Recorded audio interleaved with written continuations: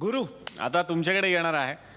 गुरु सुद्धा या क्षेत्रात येण्यापूर्वी मला माझ्या माहितीप्रमाणे तुम्ही अभिनेते म्हणून पहिल्यांदा आला होतात आणि त्यानंतर मात्र कविता म्हणजे गुरु ठाकूर असं एक कॉम्बिनेशन झालं. तर कसा होता तो प्रवास?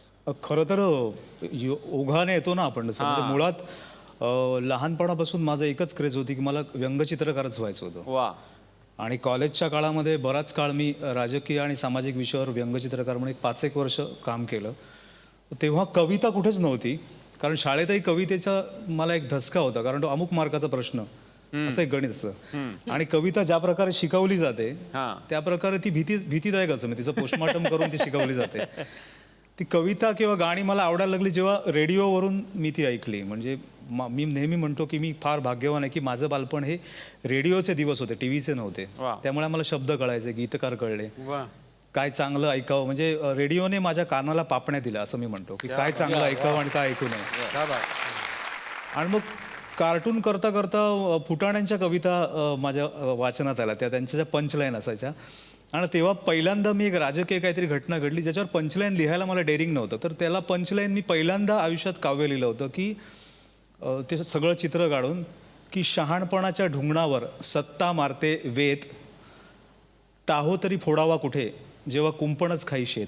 तर माझ्या आयुष्यातलं पहिलं काव्य होतं ते. आणि त्याला त्यांनी संपादकाने दाद दिली, म्हणाले तुम्ही हे चांगलं लिहिता, मग आता एक चित्र आणि दरवेळेस करत चला. आणि तिथे मला मग तो छंद जो लहानपणापासून, म्हणजे आजोबा घरी गाथा वाचायचे किंवा घरात एक पारंपरिक वाचन होतं वारकरी संप्रदायाचं, तो संस्कार होता, छंद ताल सगळं कळत होतं. फक्त त्यामुळे काही लिहिलं तर मला लक्षात आलं की आपण हे लिहू शकतो. आणि मग प्रत्येक राजकीय घटना घेऊन त्या पंचलाईन ऐवजी एक लाईन लिहिण्याऐवजी 4 ओळी लिहायच्या.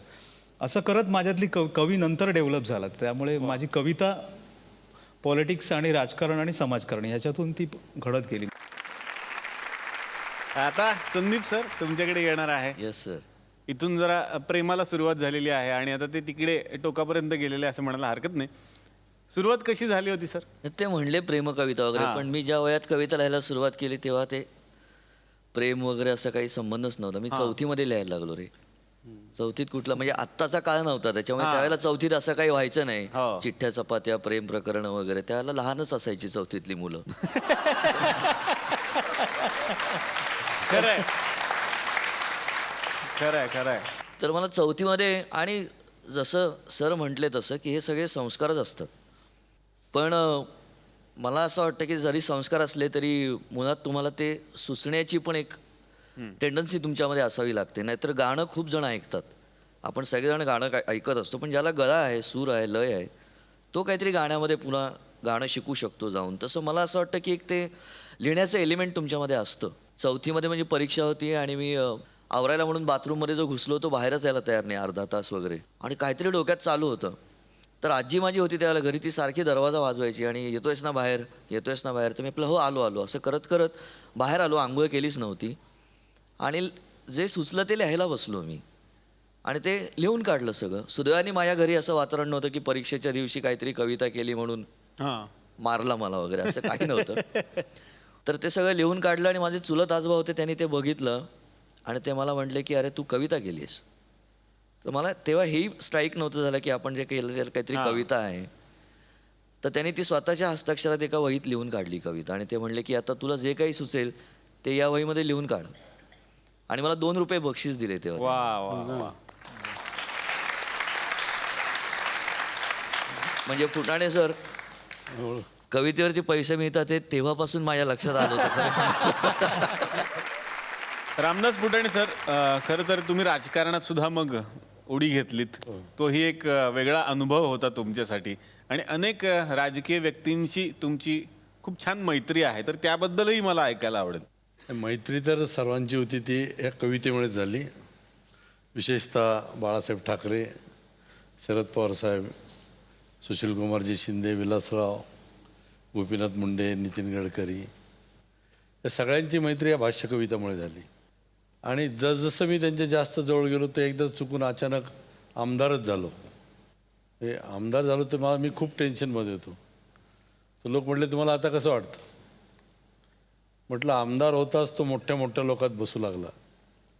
आमदार होताच तो मोठ्या मोठ्या लोकात बसू लागला आणि अपरिचित चेहरे दिसले तरी एअर होस्टेससारखं हसू लागलं.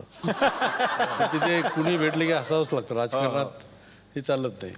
पण मी काय केलं की हे राजकीय जे गंभीर प्रश्न आहेत त्याच्याकडे विनोदाने आपल्याला जाता येईल का याचाही विचार केला. बाळासाहेबांवरची एक हां, बाळासाहेब काय करायचे त्यावेळेस की पुण्यात असं कुठे बोलून घ्यायचे. त्यांना एक त्यांचा वाढदिवस असण्यापूर्वी एक 2-4 दिवस आधी ते काही लोकांना बोलवायचे, जेवण वगैरे द्यायचे. तर मला नाशिकलाही बोलवलं होतं. तर बाळासाहेबांच्या समोर मी बाळासाहेबांची खूप वेळा उडवली ना, मग ते हसायचे, दाद द्यायचे. बाकीच्या लोकांना भीती वाटायची की कारण त्यांचं बाळासाहेबांचा दरार असतं ना. हो. तर चंदू बोर्डेवर सर बसले होते. तर मला म्हटले नवीन काय आहे? तर म्हटलं बाळासाहेब या आठवड्यातली तुमची जी घटना आहे म्हटली कसली घडली? म्हणजे मायकल जॅक्सनचा शो झाला वगैरे वगैरे. ते मला लोकांनी विचारलं की तुम्ही मायकल जॅक्सनच्या शोला का नाही गेले? तर म्हटलं आम्ही वारकरी संप्रदायाचा. म्हटलं ते जरी मला पास होता तरी मी कसं काय जाणार म्हटलं. तर म्हटलं त्याच्यावर काय लिहिलं आहे का? म्हटलं हो. म्हटलं या मायकल जॅक्सनचे गुणगान घराघरात शिरू लागले. मायकल जॅक्सनचे गुणगान घराघरात शिरू लागले आणि कंबर हलवीत सैनिकसुद्धा गल्लोगल्ली फिरू लागले. आम्ही बापुडे वारकरी तिकडे पाऊल वळले नाही. आम्ही बापुडे वारकरी तिकडे पाऊल वळले नाही. आणि तो बाई होता का बुवा होता हे सेनापतींनाही कळले नाही.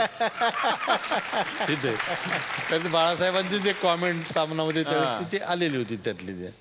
तेव्हा बाळासाहेब किंवा शरद पवार साहेब असोत यांच्यावर मी जास्त लिहिलं आहे, पण ते कधी रागवले नाहीत कुणीच. मला पवार साहेबांचा परिचय एकाने सांगितलं तुम्ही 2 ओळीत कसा द्याल? तर मग ती आचार्य यात्रेंची आपल्या एक कविता होती त्यावेळेस आमच्या क्रमिक पुस्तकात. आजीच्या जवळी घड्याळ कसले आहे चमत्कारिक ती. मग त्याच्यातून त्यांचा परिचय 2 ओळीत द्यायचा आपल्याला की काकांच्या जवळी घड्याळ कसले आहे चमत्कारिक, देती ठेवून ते कुठे पुतण्यासही नसे ठाऊक. त्याची टिकटिक वाजते न कधीही आहे मुके वाटते, दिल्ली मुंबई न्यूयॉर्क लंडन ते सारखे चालते. सांगे वेळ काळ तिथी निवडणुका. पवारसाहेबांचं वैशिष्ट्य आहे की तुम्ही आम्ही आजच्या राजकारणावर आजच्या घटनावर विचार करतो, ते 2 वर्षानंतरचा विचार करत असतात की पुढे काय काय घडणार आहे. सांगे वेळ काळ तिथी निवडणुका, किती मतांची पेटी, काय दडले कुणानं कळते बारामती पोटी. अरुण म्हात्रे सरांच्या बद्दल सुद्धा एक गोष्ट मला कळली की कवी कशा पद्धतीनं कविता सादर करतात, त्याच्या स्टाईल्स असतात त्या फार सुंदर तुम्ही पकडता आणि त्या सादर पण करता असं मी ऐकलंय. नाही, फार नाही करत मी, पण जे काही पॉप्युलर कवी आहेत हां. ते मला थोडेसे माहिती आहेत. म्हणजे आता उदाहरणार्थ पाडगावकरांबरोबर इतकी वर्ष कार्यक्रम करतो, त्याच्यामुळे आपण साधं वाचायला झालं तरी आपण पाडगावकरांच्या पद्धतीनंच वाचतो. हां. म्हणजे अगदी गाय जवळ येते आणि वासरू लुचू लागतं, आपण गाऊ लागलो की गाणं सुचू लागतं. वा. हे आपण पुण्यात आलं तरी तसं नाही वाचू शकत. आपण पण गाय जवळ येते नि वासरू लुचू लागतं, आपण गाऊ लागलो की गाणं सुचू लागतं. वा. वेंगुर्ल्याचा पाऊस कसा माया करीत यायचा, वेंगुर्ल्याचा पाऊस कसा माया करीत यायचा, सरीनी लाड करीत मला कुशीत घ्यायचा.